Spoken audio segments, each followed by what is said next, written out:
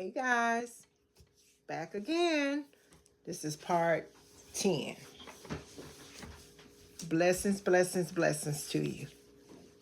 Hey, I was talking last about how how I was. I was just giving an example of what it was when I struggled in my faith with God. And we all go, we all done been there.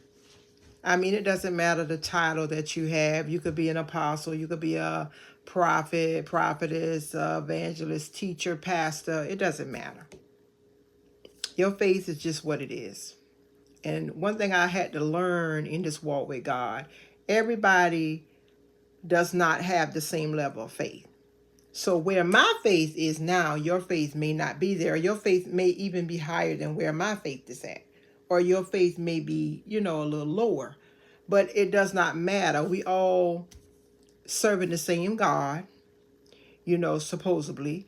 And, it takes some time. It's a process. Sometimes trials come to strengthen our faith. It comes, God allowed trials and tribulations to come in our lives to push us, to get us into the place that we really need to be with Him. A lot of times, we don't like for our faith to be tried. We don't like for our faith to be tested. But it's many, many stories in the Bible where people, went through different things. Let's say, for example, and this was just something that came to me. Let's look at how when the three Hebrew boys was thrown into the fiery furnace, they knew that God was going to deliver. They knew that God was going to bring them. And they say, even if He don't, they know that they said that they know that He's able. He's able to.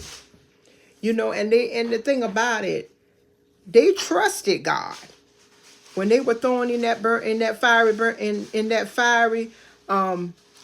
burning furnace, they knew that God was going to deliver. They knew.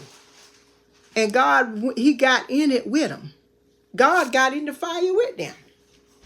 And what inspired me so much about that story is the fact that when they were in the fire, the scripture declares they went in the fire, but they didn't even burn. They didn't even smell like smoke.